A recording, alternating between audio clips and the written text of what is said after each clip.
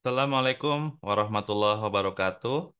Berjumpa lagi dengan saya, teman-teman semuanya, Sobat Kanda Data, dimanapun Anda berada. Kali ini kita akan membahas mengenai sampling ya. Jadi kita ketika akan melakukan sebuah penelitian, terutama penelitian survei yang mengamati suatu populasi, kita dapat mengambil sampel agar dapat menghemat biaya, waktu, dan tenaga, dan tentunya sampel yang kita ambil merepresentasikan dari populasi yang kita amati.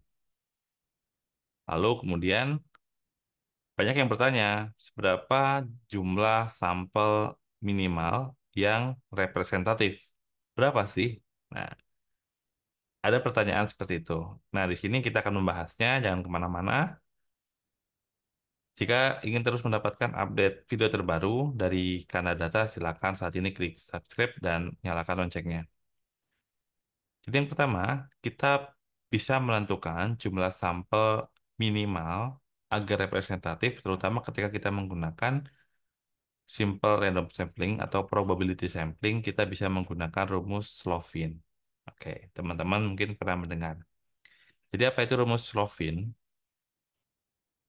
Ya, jadi rumus Slovin adalah salah satu metode yang digunakan untuk menghitung jumlah sampel minimal dari populasi tertentu dengan mempertimbangkan margin of error atau margin kesalahan yang bisa kita terima. Rumusnya seperti apa? Rumusnya adalah N. N itu adalah jumlah sampel, kemudian N besar. Ini N kecil jumlah sampel, N besar adalah jumlah populasi. Kemudian E-nya adalah margin of error atau margin error atau tingkat kesalahan. Rumusnya adalah jumlah sampel sama dengan populasi, jumlah populasi dibagi 1 ditambah jumlah populasi dikalikan margin of error kuadrat. Jadi rumusnya seperti ini. Ini rumus dasarnya. Jadi kita perlu memiliki nilai jumlah populasi yang akan kita amati dan juga penentuan margin of error.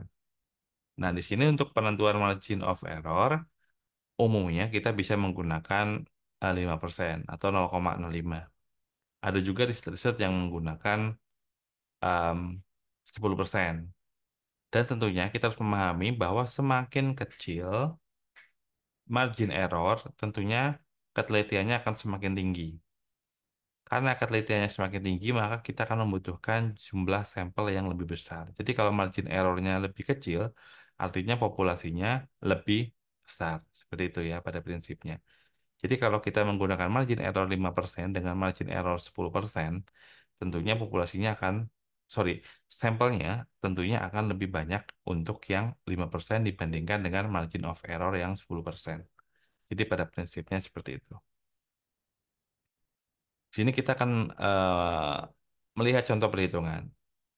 Kita ingin melakukan survei pada 1.000 orang. Nah, jadi 1.000 orang ini adalah populasi yang kita amati. Jadi kita sudah menemukan data jumlah populasi yaitu sebanyak 1.000 orang. Selanjutnya, kita menetapkan margin of error sebesar 5% atau 0,05. Lalu berapakah jumlah sampel minimal yang harus kita ambil? Kita menggunakan rumus Rovin. N kecil sama dengan N besar dibagi 1 plus N besar dikalikan margin of error kuadrat.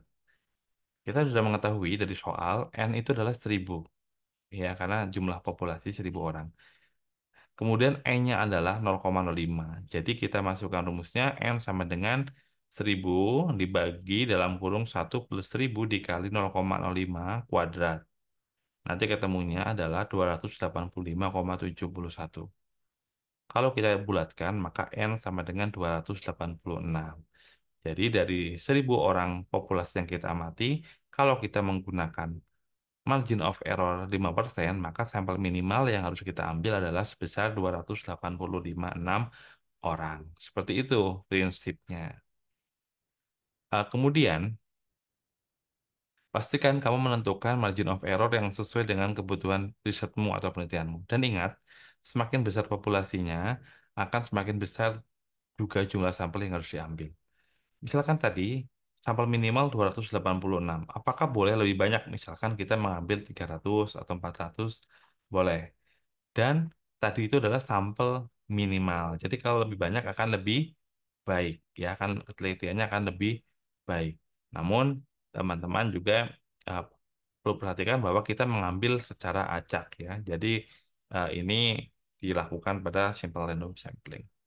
Baik, demikian video pokok bahasan kita pada kesempatan ini. Semoga bermanfaat dan menambah nilai pengetahuan untuk kita semuanya. Terima kasih, sampai jumpa di video edukasi berikutnya.